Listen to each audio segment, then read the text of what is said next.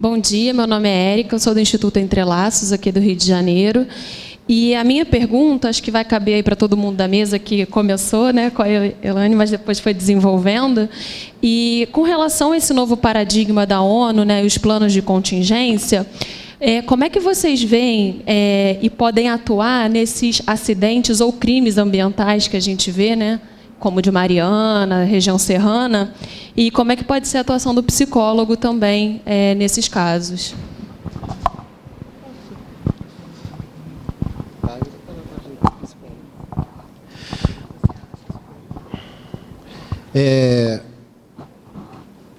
O marco de Sendai, ele é muito claro. A responsabilidade pela redução do risco de desastre, a responsabilidade primordial é do Estado. Estado com E maiúsculo, poder público. Mas ela deve ser compartilhada entre órgãos governamentais e população. Por que eu digo isso? Nós temos, poder público, a nossa obrigação, lógico, constitucional e protagonista. E não devemos fugir a esta responsabilidade. Mas a população, no mundo, também tem uma responsabilidade muito grande, que começa por exigir que a sua defesa civil funcione. Isso se aplica, quando eu digo população, sociedade civil organizada, entenda-se imprensa, entenda-se Ministério Público. E como no meu ponto de vista deve ser exercida esse direito, deve ser exercido? Não é apenas depois que acontece o famoso por que fez, por que não fez. Começa agora, em outubro, elegendo seus representantes, seus prefeitos, seus vereadores, que tenham na sua plataforma a redução do risco de desastre. Acho que ninguém aqui tem dúvida que nós queremos e merecemos a melhor saúde, de preferência pública e gratuita, para os nossos filhos, para a nossa família. Da mesma forma, acho que ninguém tem dúvida que nós queremos, merecemos a melhor educação pública e gratuita para a nossa família e nossos filhos. Mas será que nós queremos a melhor defesa civil para a nossa família, para nossos filhos? Eu digo isso porque, às vezes, a gente não... Aquela história da sociedade da terceira pessoa. Quando a gente aponta um dedo, tem pelo menos 3 voltados para a gente. Aquele político, aquele prefeito que foi caçado, ele não veio de outro planeta ou de uma outra galáxia. Ele foi colocado lá por nós, eleitores, cidadãos. Então, volto a dizer, o Marco de Sendai diz, e o Marco Diogo já dizia, a responsabilidade é compartilhada. Então, que 2011 tenha sido um grande exemplo, e que agora, em 2016, nós, antes de escolher representantes, e aqui não estou falando de política partidária, até porque na minha posição, na minha formação, e concordo com a maioria dos brasileiros que cada vez está mais difícil, né? Mas nós temos que escolher. E aí participar dos debates, mandar pergunta para a saúde, para a educação, mas também para a defesa civil. Quem é que aquele candidato à reeleição, ou postulante àquela vaga, prefeito, ou até mesmo a vereadora, a prioridade 2 do Marco de Sendai fala de trabalhar o tema no Poder Executivo, no Legislativo, no Judiciário, no município, no Estado, na União. Quais são as suas plataformas? Não para depois que o desastre acontecer, para reconstruir, para recuperar, mas para fazer estudo de ameaça, para fazer plano de contingência, para mobilizar população, para fazer exercício simulado. Quem é que ele pretende colocar lá como secretário municipal de defesa civil? Se é um técnico da área ou se foi um colaborador da campanha, apenas. Nada contra o colaborador da campanha. Mas defesa civil é algo técnico para técnicos. Se pretende fazer concurso público para agentes municipais de defesa civil... Como? Não, quando eu digo agente, está lá na 12608. Todos nós somos agentes de defesa civil. Todos nós. Todos nós somos agentes de defesa civil. E é importante que tenham, quando eu digo multi-interdisciplinar, que tenham engenheiros, que tenham arquitetos, mas que tenham psicólogos também, lógico, nas defesas civis municipais, contratados preferencialmente por concurso público. Destarte a questão do mérito, que é inquestionável, para que o órgão tenha memória institucional. E não passe o prefeito, passe todo mundo. passe as informações, passe tudo, isso começa tudo... Então, eu estou me estendendo aqui, mas é porque é um tema, eu queria aproveitar a sua pergunta, parabenizá-la, que é um tema que eu falo aonde eu vou. E se me chamam para falar, eu acho que eu tenho que ser sincero e não é a opinião da minha instituição, não é a opinião da minha organização, é a minha opinião de cidadão eleitor do Estado do Rio, da cidade do Rio ainda não, que meu título está no outro município que eu trabalhei, mas do Estado. Esse é o ano. Se defesa civil é município, esse é o ano para a gente, quando eu falo defesa civil, redução do risco, né, de desastre. Esse é o ano. Vamos escolher candidatos nas nossas cidades comprometidos com a causa da redução do risco de desastre. Tá ok? Agora o papel do psicólogo, acho que... Então, em 2005, quando eu procurei a Defesa Civil de Belo Horizonte, o coronel Lucas perguntou para mim assim, Eliana, eu tenho falta de geólogo. Como eu vou contratar um psicólogo? Então, eu gostaria de responder a sua pergunta dizendo que nós precisamos, e aí o trabalho do Sistema Conselhos é fortalecer as políticas que já existem, né? Já está previsto psicólogos na Defesa Civil. Os psicólogos têm um trabalho muito importante junto à saúde mental, no SUS, no SUAS e tal, que precisam ser... como é que falo? Trabalhar com a formação para trabalhar com emergência e desastre, né? Para que eles sejam capacitados para isso, porque não são. Então, assim, a psicologia, ela tem, como eu falei para vocês na nossa apresentação, ela tem possibilidade de atuação da prevenção à recuperação. O trabalho do Sistema Conselhos é possibilitar que as políticas sejam elaboradas, se é que já não existem, e que elas sejam implementadas e que o psicólogo esteja presente nessas políticas, né? E aí a gama de possibilidades é imensa. Por exemplo, o acidente, o desastre, não um acidente, o desastre de Mariana. Foi um desastre do ponto de vista... foi um problema tecnológico, né? Um desastre tecnológico, o rompimento de uma barreira, que causou grandes danos sociais e ambientais, né? Qual o trabalho que a psicologia poderia ter feito? Havia naquele distrito o trabalho do PSF, eles iam sempre lá. Já havia uma percepção da comunidade que ali havia risco, e risco grande, né? Só que essa percepção de risco ou foi silenciado, ou não foi ouvido, né, pela comunidade, pelo município. E nós ouvimos relatos de moradores que há 15, 20 anos relatavam esse risco. Então, como que a psicologia poderia ajudar? Dar oportunidade para que essa comunidade tivesse voz. Através do quê? Através do sistema, SUAS, CRAS, né? CREAS, a própria CAPES, né? O próprio CAPES, que também ouve a população. Então, assim, há várias possibilidades de atuação da psicologia. Depende de nós, psicólogos, nos colocarmos à disposição desse trabalho, procurarmos a formação para isso, né? E da parte do Sistema Conselhos, possibilitar que as políticas públicas sejam realmente aplicadas, que o psicólogo esteja lá, para que tudo isso possa se desenvolver.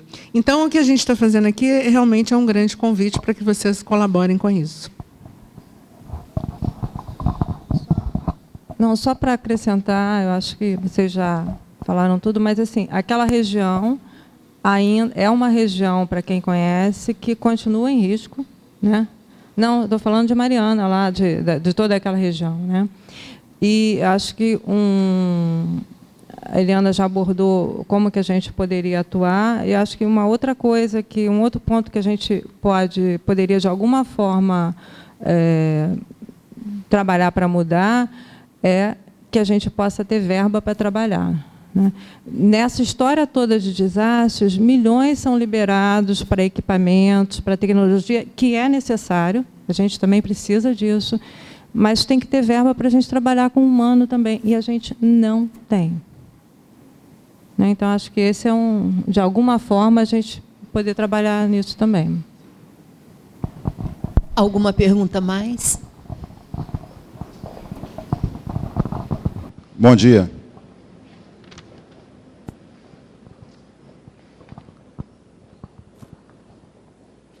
Eu vou falar aqui pela frente mesmo, porque muitos de vocês, acredito, que estão se questionando qual o papel do psicólogo, apesar que, na parte da tarde, se eu não me engano, nós teremos um bate-papo com a Fátima sobre isso. Mas, conforme foi dito anteriormente aqui, eu fui uma das pessoas, juntamente com tantas outras, estivemos de corpo e alma, na região serrana, vivendo aquele evento de 2011. Eu sempre me envolvi muito com o ramo da psicologia. A Samira, a Fátima sabem disso. Nós fizemos um projeto de encontro lá em Friburgo, onde tentamos reunir toda a parte da CAPES e da parte de assistência social em Nova Friburgo, para começar, a Roberta também estava lá presente, para começar a entender o que tinha acontecido e qual era o papel do psicólogo naquela região.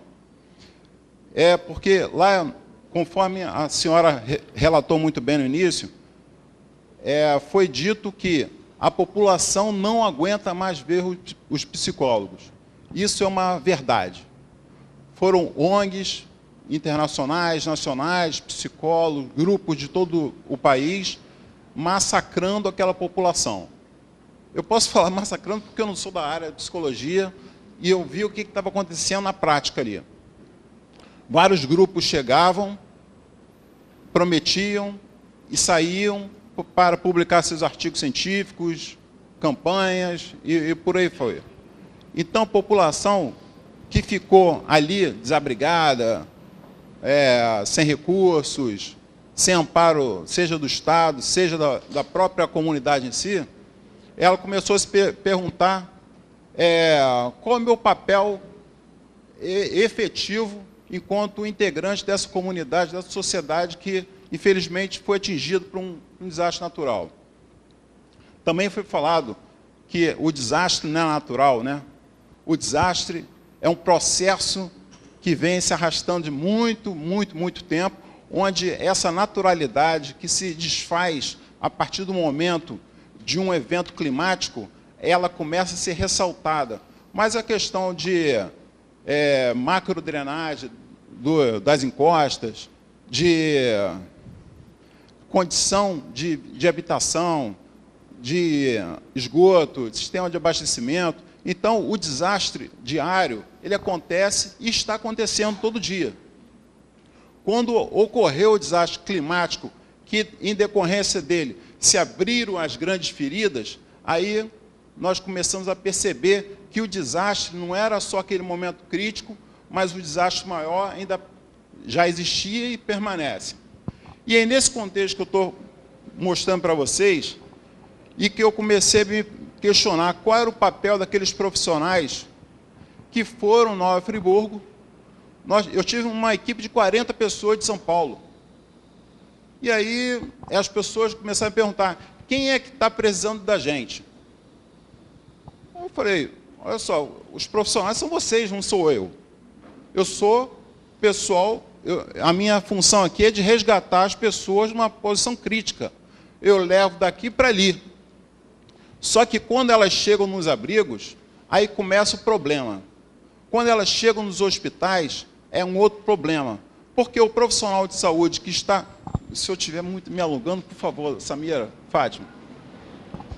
Quando chega uma pessoa sem ferimento algum no hospital, onde o enfermeiro que está ali fazendo o trabalho de saúde dele, e olha para essa pessoa, não tem nada quebrado, não tem nada perfurado, está em sã condição física de saúde, e aí ele começa a colocá-lo de lado. Não, você está bem.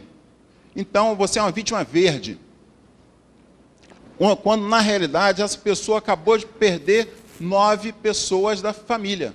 Isso aí eu vivi passei por algumas vezes essa situação. E então, desde a parte do hospital, onde que é aquele primeiro a recepção das pessoas atingidas, nesse primeiro local, o profissional de saúde também não era capacitado. Então, se houve assim, ou se existe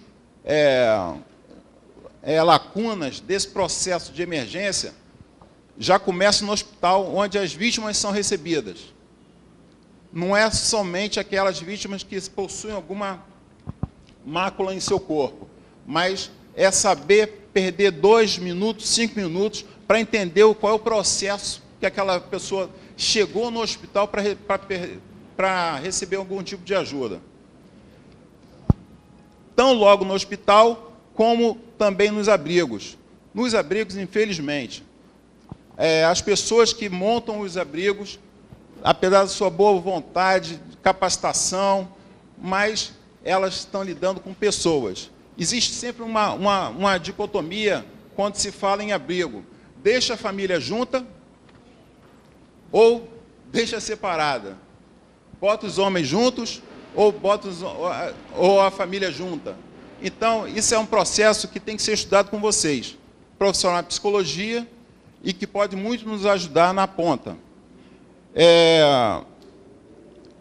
Um processo, esses já foram 2. Um outro processo que me causa muita dúvida faz referência à retirada das pessoas do lugar onde elas sempre viveram. Todo mundo concebe a relação da pessoa com o seu lugar de origem, com a sua comunidade, famílias e amigos. Então, por isso que ela não quer sair dali, ela prefere morar num lugar ruim, mas ela tem relações pessoais. Todos têm esse conhecimento, diversos trabalhos foram publicados. Mas eu quero saber uma linha de raciocínio que eu queria que vocês tomassem como psicologia de desastre, é justamente como que um profissional de psicologia pode alterar, quebrar um pouco esse sentimento, para que o Estado, enquanto organização pública, ele pode retirar efetivamente e colocar num lugar seguro, quebrando efetivamente essas relações. Porque a relação existe, eu não vou dizer que não existe, mas eu não posso também, enquanto ente público, manter uma pessoa em área de risco, mesmo, não, minha família toda morou aqui, Não, olha só, a condição mudou. Só que eu não tenho como fazer isso, eu tenho que fazer, mas eu acho que seria uma linha interessante de pesquisa de vocês. Já estou acabando. Outros psicólogos chegaram lá na Serra perguntando para as equipes de bombeiros, de defesa civil, de polícia. Não, vocês estão fragilizados. Não era o momento. Não era o momento. Naquele momento, as equipes são treinadas para trabalhar e efetivar o que tem que ser feito. Então, ninguém teve tempo para ficar batendo papo com o psicólogo. Eu estou sendo duro, estou sendo franco, mas é a minha maneira de ser. Eu não tenho como, com 100 e poucas vítimas desaparecidas, com famílias batendo na minha porta de noite, querendo saber dos filhos, dos parentes, e eu sentar ali meia hora e bater um papo com o psicólogo. Não. Apesar de estar fragilizado com várias pessoas conhecidas mortas, eu não tinha tempo para pensar nisso. Da mesma forma que vários outros profissionais. Só que, no período posterior, logo após, posterior, na cidade de Nova Friburgo, houve um aumento grande, não das equipes, mas da população, aumento de criminalidade doméstica, uso de arma branca, aumento da obesidade por causa das crises de ansiedade e aumento de consumo de bebida e de fumo, por conta que a pessoa não tinha consciência das suas limitações e começava a sobrecarregar essas outras bengalas, vamos dizer assim, que é mais o ramo de vocês. Saúde global da sociedade. Juro que eu estou acabando. Saúde global da sociedade. Foi falado aqui o que o profissional da psicologia pode fazer. Eu acho que um dos campos que pode ser aberto dentro dos municípios e do Estado é justamente o que fazer enquanto governo para levantar a moral e a motivação das pessoas da sociedade, para que elas se despertem e comecem a produzir alguma coisa de positivo. Então, se vai ser conforme a Samira muito bem falou aqui, sobre aquele evento lá na Praça Suspiro, que todos soltaram um balão, lembrando cada um. Aquele ali foi, para os moradores da cidade, foi o evento mais marcante, porque representou a despedida efetiva daquelas pessoas que não foram encontradas. Através daquela simbologia de um balão branco soltando no ar, foi a despedida deles. Então, por isso foi tão bacana, não sei quem organizou na época. Então, esse sentimento que o psicólogo tem do trato com o ser humano, que nós, de equipe de emergência, nós não temos, eu acho que seria interessante, que o coronel Paulo Renato falou, incentivar os políticos, dentro dos seus programas de governo, já que nós vamos falar de governos municipais agora, que implantem efetivamente nos seus CAPs e nos CRAs profissionais com essa visão, não só de laboratório, de sala, mas de campo, uma visão global da sociedade. Só falta uma. Implantação, isso aí é uma última dica, que eu tive uma experiência positiva no quartel de Copacabana, onde existia um serviço de telefonia. Alguém pode me falar? Um serviço de telefonia com amparo psicológico. Eu, diariamente, corria para níveis de suicídio muito grandes, em Copacabana. Seja pessoas de idade, seja pessoas novas. Eram pessoas novas que eram compreendidas pela sociedade, segundo eles, e as pessoas velhas, idosas, que eram incompreendidas também pela sociedade de uma outra forma, que eram os esquecidos. Então, já que eu não sirvo para nada como novo, nem como velho, como idoso, então eu me matava. E isso aí, esse serviço de atendimento telefônico que funcionava dentro do quartel, eu vi que fazia muito efeito. E, por vezes, as pessoas ligavam para esse serviço e o profissional que estava ali, mesmo não sendo permitido, ele procurava a gente como oficial de dia e falava, pessoal, fica atento a uma ocorrência na rua tal, se por acaso acontecer uma ameaça, essa pessoa efetivamente está querendo se matar. Então, segue um conselho de um serviço, ou regional, ou municipal, dentro das CAPs, de 24 horas telefonia com psicólogo. Esse era um outro campo de serviço, um bate-papo, que às vezes a pessoa tem vergonha de procurar um psicólogo, ou não tem dinheiro. Então, vamos fazer o poder público funcionar? Através desse serviço, contrata pessoas, estagiários, eu não sei como é que vai se tratar, mas eu acho que seria bom. E perdoe aí, coronel, ter falado demais, Samira. Obrigado.